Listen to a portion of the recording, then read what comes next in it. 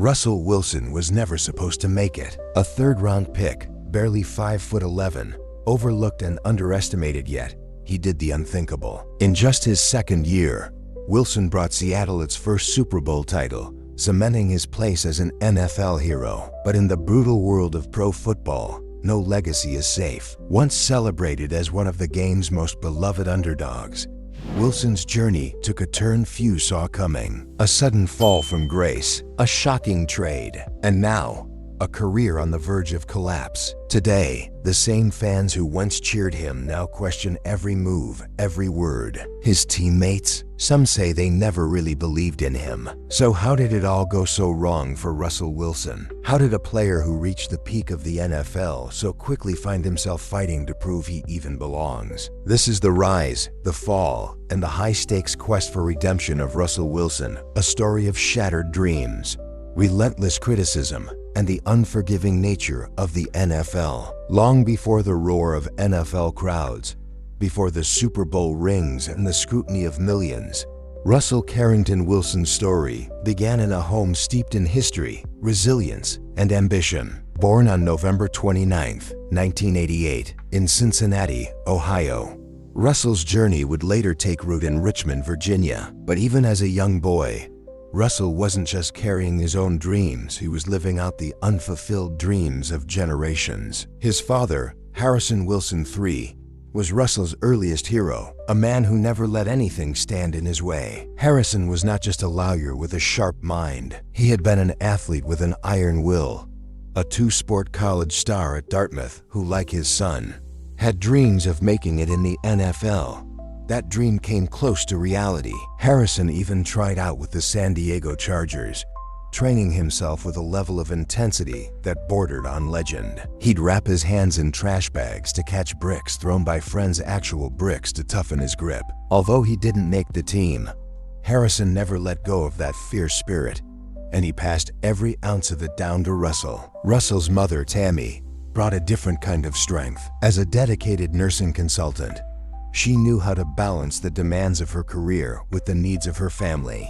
Raising Russell and his siblings with a steady, loving presence, she modeled kindness and compassion, but with a quiet strength that kept their family grounded through every challenge. Tammy was there to nurture, and she instilled a sense of balance and humility in her children that would keep Russell's ego in check, even through the peaks of fame. Russell was also fiercely close to his older brother, Harrison IV, and younger sister Anna. Harrison was not only Russell's best friend, but his first coach, pushing him through endless backyard games that were as intense as any NFL training camp. Harrison never took it easy on his younger brother, teaching him early on that nothing would ever be handed to him. Anna, meanwhile, was a gifted athlete in her own right, later going on to play basketball for Stanford. To the Wilsons, excellence wasn't just a goal, it was expected. It was a family value, something to be pursued, celebrated, and shared. But Russell's roots went even deeper than his father's NFL ambitions. His great-great-grandfather was born into slavery, eventually gaining his freedom after the Civil War. This legacy of resilience and survival was not lost on Russell. He grew up understanding that his family's journey had been filled with struggle and triumph, that his own path to greatness was built on the sacrifices of generations before him. For Russell, football was more than just a game, it was a way to honor that heritage, to prove that he was worthy of the dreams his ancestors had carried in silence. Harrison had a saying that he shared often with his son: "There's a king in every crowd." Russell didn't know it then, but those words would become the foundation of his mindset, a reminder that no matter the odds, he was meant for greatness. Harrison didn't just believe in his son, he infused Russell with a sense of destiny. Even as a boy, Russell would repeat those words to himself before stepping onto the field, allowing the mantra to drown out every whisper of doubt. At collegiate school in Richmond, Russell's talent quickly separated him from the rest. He didn't just play, he dominated, throwing for over 3,000 yards and scoring 40 touchdowns in his junior year alone, with 15 of those on the ground. His senior year was even more spectacular. He not only shattered records, but also led his team to multiple championships. In Virginia's high school football scene, Russell was a legend in the making. Yet, for all his success, there was always an asterisk. Standing at just under 5'11", Russell was told again and again that he was too small to succeed at the next level. College recruiters asked him to change positions, to consider being a defensive back or a slot receiver, anything but a quarterback. Sun Scouts could barely hide their skepticism, treating him as if his ambition to be a starting quarterback was just a teenage dream, something he'd outgrow. But Russell's high school coach, like his family, believed in him deeply and defended his dream with conviction, rejecting any notion that Russell's size could define his future. Through it all, Harrison remained Russell's fiercest supporter. But as Russell's success mounted, so did his father's health struggles. Harrison had battled diabetes for much of his life, and as Russell neared high school graduation, his father's condition began to deteriorate. The man who had once thrown bricks to toughen his hands now struggled to attend Russell's games. But even from afar, he was there in spirit, sending his brother to recount every detail of Russell's performances. In 2010, Russell's father lost his battle with diabetes, passing away just one day after Russell was drafted by the Colorado Rockies. The timing was devastating. Here was the moment he should have been celebrating with his father, the man who had pushed him to reach this point, yet he was left to grieve the loss of his greatest mentor. Still, as Russell looked to the future, he knew his father's words would continue to guide him. In every game that followed, Russell carried his father's voice with him. Even as he transferred to the University of Wisconsin for his senior year, a new chapter and a new challenge. He would write 3 words on his wrist tape before every game: play each play. It was a reminder that every snap mattered, every moment counted. On that tape, he would also write a simple word: Dad. His father's dream was now his own, and he vowed to honor it with everything he had. Russell was no longer just a young athlete with potential. He was a man with a purpose, a man carrying the weight of his family's dreams and the memory of a father who had believed in him beyond reason. In those years, Russell learned the meaning of resilience in a way few others ever could. And as he stepped onto the college field for his final season, he knew he wasn't playing just for himself. He was playing for his family, for his heritage, and for the legacy of a father who had always seen the king within him. Russell Wilson's college journey was unlike that of most NFL-bound quarterbacks. While others basked in high recruitment rankings and scholarships, Russell's path was littered with skepticism. College coaches saw his raw talent, but remained fixated on his height, urging him to switch positions, assuming he'd never make it as a quarterback. Only a handful of schools gave him a chance, and among them was North Carolina State. When he arrived at NC State, Russell was just one of 4 quarterbacks competing for the starting job. He was an untested, undersized freshman with a lot to prove, but his work ethic set him apart. Russell spent every moment in the weight room, on the field, studying film, outworking his teammates and proving himself as a force that couldn't be ignored. By his second year, he had earned the starting job, silencing any doubters with relentless dedication. In his sophomore season, Russell did the unthinkable. He threw 325 consecutive passes without a single interception, an NCAA record. His stats lit up the field: 31 touchdowns, 3,275 passing yards, and an undeniable command of the offense. For anyone watching, Russell wasn't just playing football. He was orchestrating it. Every snap, every read, every throw seemed calculated, precise. He had an uncanny calm under pressure, and even his rivals had to admit they'd underestimated him. But just as Russell's college career seemed unstoppable, another choice loomed on the horizon. In 2010, the Colorado Rockies drafted him in the 4th round of the Major League Baseball draft.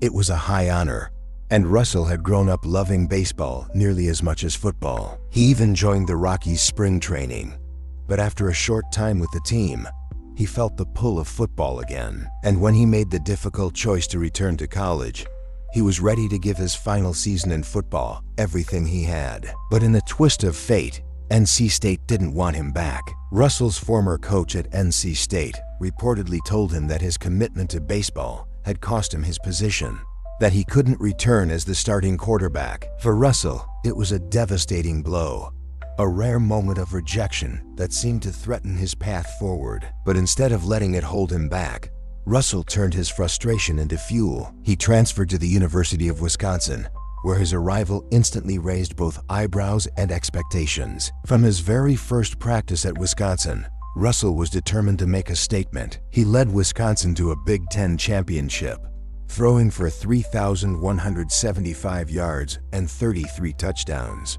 while throwing just 4 interceptions all season. Under his leadership, the Badgers finished the season with an impressive 11-3 record and secured a trip to the Rose Bowl. The season was a triumph, a testament to Russell's resilience and his ability to adapt. He'd proved yet again that he could exceed expectations even when they were unfairly low. But the NFL was a different animal. Russell's size was still a glaring issue for scouts, and despite his undeniable talent, he wasn't seen as a first-round pick. Yet during the draft process, he impressed at the combine, showing not only speed but a depth of understanding of the game. Scouts noticed his poise, his ability to read defenses, and his unwavering confidence. Coaches raved about his intelligence and leadership. Even then, Super Bowl winning coach John Gruden would famously remark, "The only issue with Russell Wilson is his height." In 2012, he entered the NFL draft, but as the rounds ticked by, the message from the league was clear.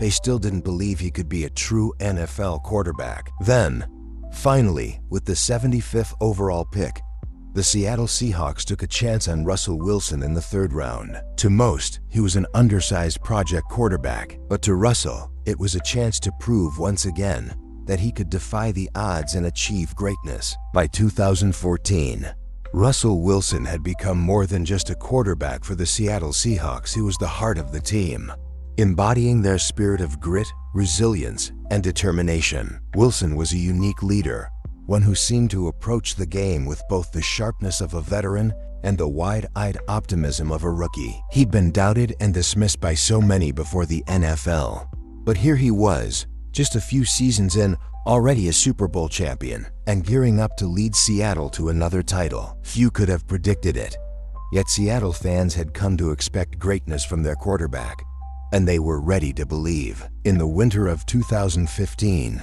the Seahawks stood on the brink of something extraordinary, a chance to win back-to-back Super Bowls, a feat few teams in NFL history had achieved. They were set to face the New England Patriots, led by Tom Brady, a quarterback Wilson deeply admired. This matchup had everything: a young team with an explosive defense and a fearless quarterback facing off against one of the greatest dynasties in NFL history. For Seattle, it wasn't just about winning another championship, it was about cementing a legacy. And for Wilson, it was about proving, once and for all, that he was more than capable of standing toe-to-toe with legends. The game was a battle from the start. Wilson was calm but intensely focused, navigating New England's defense with precision. The Seahawks' defense, the famed Legion of Boom, brought their best, keeping Brady and his offense in check. By the 4th quarter, Seattle was in control, up by 10 points. Wilson could feel it. The dream of a second Super Bowl victory was within reach. But in classic Tom Brady fashion,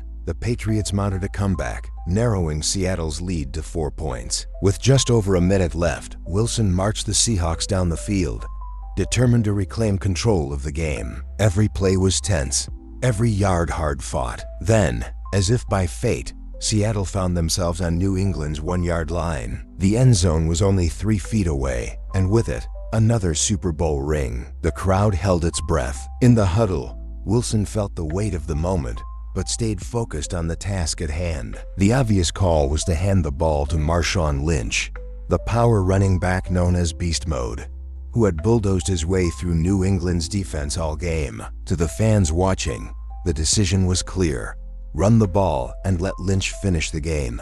But then came the call from the sideline, a pass play. In a moment that seemed surreal, Wilson realized he would be throwing, not handing off, for the game-winning touchdown. As Wilson took the snap, everything around him seemed to slow down. He'd been here so many times before, making clutch throws in the game's final moments. But as he looked for his receiver, something went wrong. Out of nowhere, Malcolm Butler, a rookie cornerback, read the play perfectly, stepping in front of Wilson's pass. The ball hit Butler's hands, and in an instant, the Seahawks' dream shattered.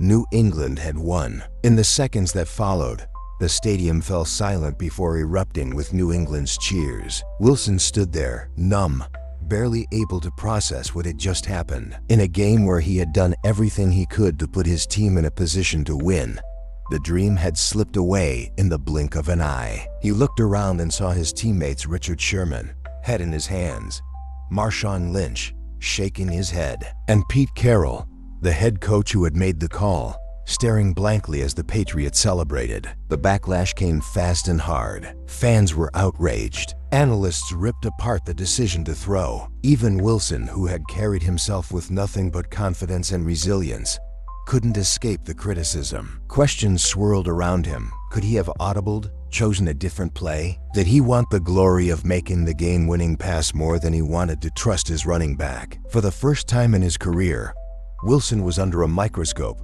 facing criticism that struck at his very character. The loss did more than just cost Seattle a title. It introduced a tension within the team. Many of Wilson's teammates, especially those in the Legion of Boom, began to resent what they felt was special treatment toward him from the organization. Some players, including Sherman, seemed to believe that Wilson's squeaky clean image was manufactured and that management was protecting him at the expense of the team's unity. This fissure would grow in the years to come, threatening the bond that had made Seattle's defense unstoppable. But Wilson wasn't one to wallow in self-pity. Though he felt the heartbreak deeply, he returned to Seattle the following season, determined to move forward. He knew he couldn't change the past, but he could control how he responded. He would become stronger, tougher, and more focused. If he couldn't make things right with a single throw, he would do it over an entire season. From 2015 to 2020, Wilson dedicated himself to rebuilding, both on the field and off. Without some of the stars who had helped him in the early days, he carried the Seahawks back to the playoff season after season, earning multiple Pro Bowl selections and consistently ranking among the NFL's best quarterbacks. In 2020, he threw a career-high 40 touchdowns, defying those who questioned his ability to excel without a star-studded cast around him. But with each passing year, the load on Wilson's shoulders grew heavier. Seattle's once feared defense had faded, and the offensive line struggled to protect him. Week after week, Wilson found himself scrambling, dodging defenders, making miracle throws just to keep his team competitive. It was clear that he had become the centerpiece of the Seahawks, the cornerstone they relied on to deliver in every clutch moment. Yet, as he shouldered the team's hopes, the playoffs brought more heartbreak than triumph. Despite his heroic efforts, the Seahawks were unable to make it past the divisional round in any of those seasons. Through those years, Wilson's resilience was nothing short of remarkable. He continued to prove he was an elite quarterback, even as the pieces around him changed and the challenges grew. But the question lingered.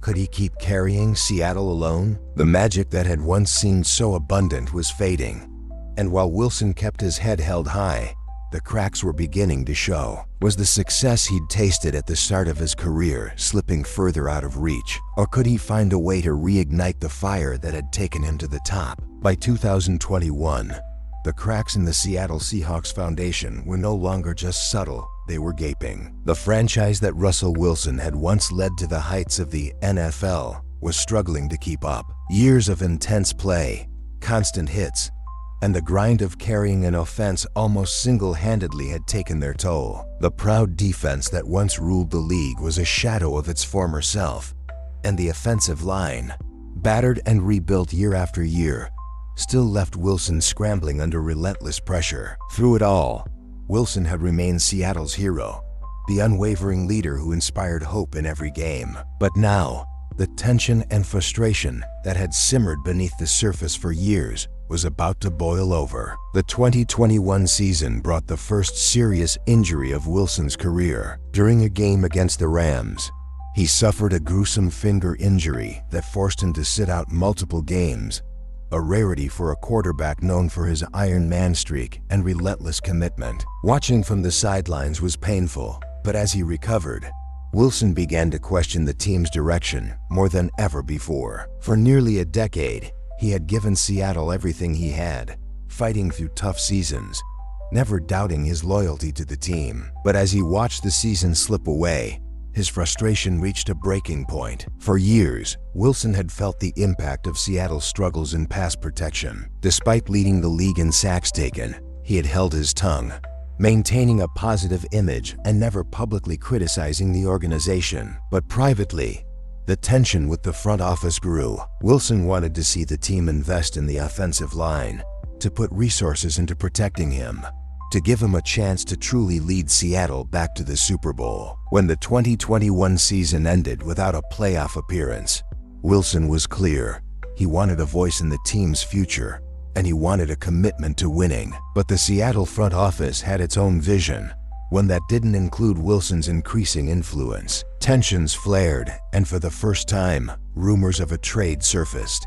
Fans were shocked. How could Seattle even consider letting go of the player who had become their franchise? Yet behind the scenes, the writing was on the wall. By early 2022, the decision was made, and a blockbuster trade sent Wilson to the Denver Broncos in exchange for players and draft picks. It was a fresh start, a chance for Wilson to build something new in Denver. But it also meant leaving behind the city where he had grown from an unheralded third-round pick into a Super Bowl champion. For Seattle, it marked the end of an era. For Wilson, it was a leap into the unknown. When Wilson arrived in Denver, the excitement was electric. Fans and analysts were already talking about him as the missing piece to a team loaded with talent on both sides of the ball. The Broncos hadn't had a true franchise quarterback since Peyton Manning's retirement, and they believed Wilson could be that leader. The Broncos quickly extended his contract, investing $245 million over 5 years, cementing their belief in Wilson as the quarterback who could turn them into contenders. Wilson himself seemed to embrace the move, publicly promising to lead Denver to Super Bowls and to bring the same dedication he had shown Seattle. But from the very beginning, something felt off. Under new head coach Nathaniel Hackett, the Broncos stumbled, and the offense struggled to find any rhythm. Wilson, the quarterback known for his playmaking magic and fourth-quarter comebacks, looked uncomfortable and out of sync. It wasn't just the plays on the field, it was the whole dynamic. Teammates seemed to struggle with Wilson's personality, which was upbeat, intense, and sometimes rehearsed. In Denver, that aura of invincibility he had once carried in Seattle seemed harder to maintain. By midseason, the struggles had reached a breaking point. Wilson posted career lows across the board.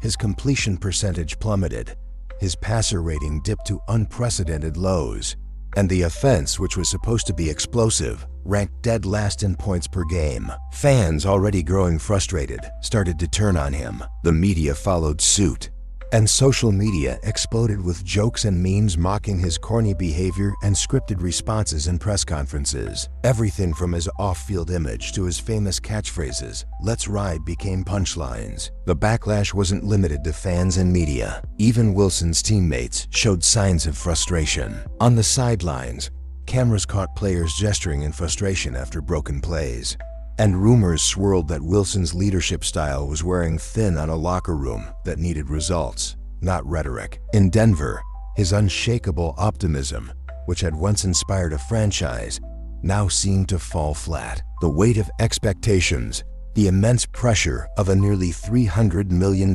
contract, and the glaring spotlight all compounded into a narrative that Russell Wilson had never faced before: failure. As the season wore on, each loss seemed to erode the image that Wilson had spent his career building. Denver ended the season with an abysmal 4-11 record under Wilson, a stark contrast to the high hopes that had surrounded his arrival. The Broncos fired Nathaniel Hackett after only 1 season, making him a scapegoat for Denver's disastrous year. But even with Hackett gone, the criticism of Wilson didn't subside. His struggles had put Denver in a precarious position, locked into a massive contract with a quarterback whose performances no longer matched the price tag. Had Russell Wilson, the once revered champion of Seattle, truly reached the lowest point of his career? And could he find a way to redeem himself, to remind the league and perhaps himself that he still had greatness left within him? After a season that seemed to unravel everything he'd built, Russell Wilson found himself in a place he had never imagined, at the center of a full-blown crisis. His name, once synonymous with leadership and resilience, was now mentioned with words like overpaid, overrated, and even washed up. Critics were quick to label him as the NFL's latest fallen star. A has been with nothing left to offer. For Wilson, who had dedicated his entire career to proving doubters wrong, it was a painful and humbling experience. And yet, even as the Broncos and their fans grew wary, Wilson held on to one last hope: the possibility of redemption under a new coach who had an undeniable record of success. Sean Payton. In early 2023, the Broncos announced Sean Payton as their new head coach.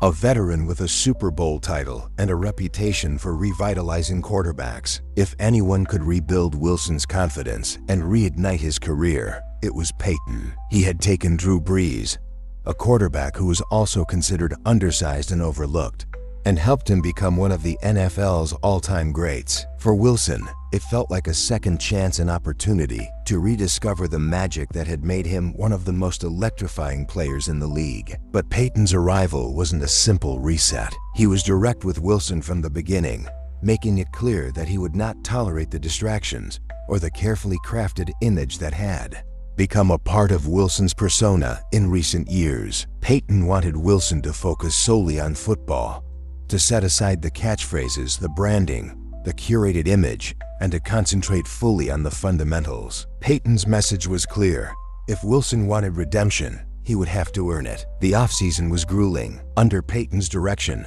Wilson was pushed harder than ever. Payton demanded that he simplify his approach, that he rediscover the instincts that had once made him so unpredictable and dangerous on the field. Gone were the days of relying on over-rehearsed plays and scripted responses. Payton wanted the raw, hungry Russell Wilson, the underdog who had defied the odds in Seattle. He was relentless, forcing Wilson to revisit the basics, to rebuild himself as a quarterback from the ground up. For Wilson, the process was humbling. He had spent years believing he was on a path to NFL greatness, but now he had to confront the flaws that had contributed to his collapse in Denver. Payton didn't let him hide from his mistakes or excuses. Every practice was a test, a challenge to prove he could still be the player who had taken Seattle to the Super Bowl. Wilson's days were filled with drills and film sessions that Payton meticulously reviewed, pointing out every missed opportunity, every mechanical error, every lapse in judgment. Payton's influence extended beyond just training. He reshaped the culture around Wilson, encouraging him to connect with his teammates not as a superstar quarterback, but as one of them, an equal, someone who needed their trust as much as they needed his. Payton knew that for Wilson to lead effectively, he would have to break down the barriers that had formed in the previous season.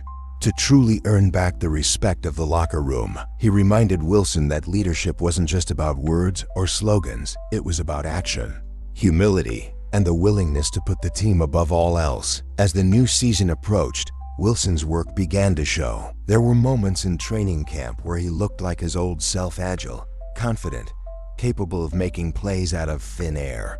His teammates noticed a difference too. Wilson was quieter, more focused, and less reliant on the usual hype. He was no longer Mr. Unlimited, but rather a player with something to prove. A man intent on redeeming himself in the eyes of a team and fan base that had almost given up on him. The season's start was far from perfect. There were ups and downs, moments when Wilson seemed on the brink of his former glory, and others where the weight of last season's failures still lingered. But there was a resilience in him that was unmistakable. Game by game, he showed flashes of the quarterback who had once captivated the league, the player who could inspire a city with his calm under pressure and ability to deliver in the clutch. Under Payton's guidance, Wilson wasn't just playing football, he was rediscovering his love for the game, the thrill that had once driven him to defy the odds. By midseason, Wilson led the Broncos to a streak of 5 consecutive wins. In those games, he threw 8 touchdowns without a single interception. The Broncos' offense, which had ranked last the previous year, showed signs of life, moving the ball with a renewed sense of purpose. And while Wilson wasn't posting career-best stats, he was playing smarter, focusing on efficiency, and above all, letting his actions speak for him. Fans who had once mocked him began to rally behind him. Teammates who had questioned him were now fighting alongside him. It was a transformation that went beyond numbers. It was the start of a new chapter. Russell Wilson's journey from Seattle's beloved champion to Denver's embattled quarterback was painful and public. But now, under Sean Payton's tough love and guidance, he was finding his way back, step by step. For the first time in a long time, Wilson wasn't chasing fame or validation. He was chasing something far more personal: redemption. And while the road ahead was still uncertain, one thing was clear: Russell Wilson wasn't ready to let his story end just yet. Russell Wilson's journey has been one of remarkable highs, devastating lows, and an unwavering quest for redemption. From the young underdog who once defied the odds to win a Super Bowl, to the embattled veteran facing some of the harshest criticism in recent NFL history, Wilson's story is one that defies simple explanation. It's a story about triumph, failure, and the relentless pursuit of something more meaningful than trophies or accolades: respect, purpose, and ultimately, peace with oneself. By the time Wilson arrived in Denver, he was a legend in Seattle, celebrated as the quarterback who had brought the city its first championship. But the reality of starting over after years of adoration was stark. The fans, the expectations, even the stadium itself felt foreign. In Seattle, Wilson was beloved. In Denver, he was merely expected to deliver, and there was no room for error. The high expectations, combined with his massive contract, made the pressure nearly unbearable. And as the season slipped away from him, the weight of that expectation began to crush him. For Wilson, last season felt like a public reckoning. Every mistake was amplified, every interception dissected, every post-game quote mocked. The player who once seemed untouchable found himself the target of jokes, memes, and relentless criticism. For a man who had built his identity on resilience and positivity, it was a deeply painful and humbling experience. But perhaps, in some way, it was also necessary. Stripped of the accolades and the aura, Wilson was forced to confront his own flaws, to understand that his path forward would not come through slogans or branding, but through sheer, unfiltered work. When Sean Payton arrived, Wilson saw a glimmer of hope. Payton, a coach who had resurrected careers and built champions, gave him the structure and honesty he needed. Payton's approach was tough, unyielding, but fair. Under his guidance, Wilson found something he had lost: a sense of humility, a willingness to listen, and the drive to prove himself not as a superstar, but as a teammate. Payton reminded him that leadership wasn't about appearances. It was about substance, about doing the work without fanfare or expectation of praise. As the season unfolded, Wilson began to rediscover parts of himself that he had almost forgotten: the joy of the game, the thrill of competition, and the love of being part of a team.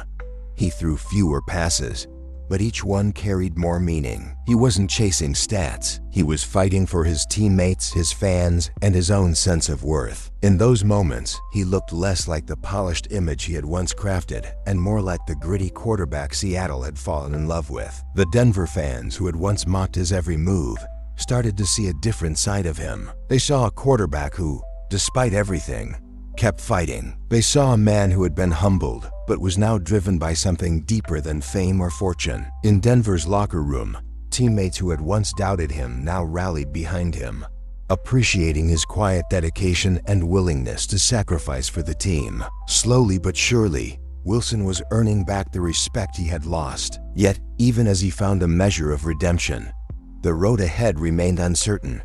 Wilson's critics hadn't disappeared. His contract remained one of the largest and most scrutinized in the league. But he had learned something profound. Redemption doesn't come in a single play, a single game, or even a single season. It's a journey, a process of proving every day that you are more than your mistakes. For Wilson, it was no longer about rewriting his legacy or silencing the doubters. It was about something simpler, yet far more important: finding peace with himself. He didn't need to be the next Peyton Manning, the next Tom Brady, or even the Russell Wilson of old. He just needed to be the best version of himself every day, for his team, his family, And for the young kid from Richmond who had once dreamed of NFL glory, Russell Wilson's story isn't about perfection. It's about perseverance. It's about finding the courage to rebuild, the humility to grow, and the strength to keep going, even when the world is watching and waiting for you to fail. In the end, his journey isn't just a tale of redemption. It's a reminder that greatness isn't defined by how many times you succeed,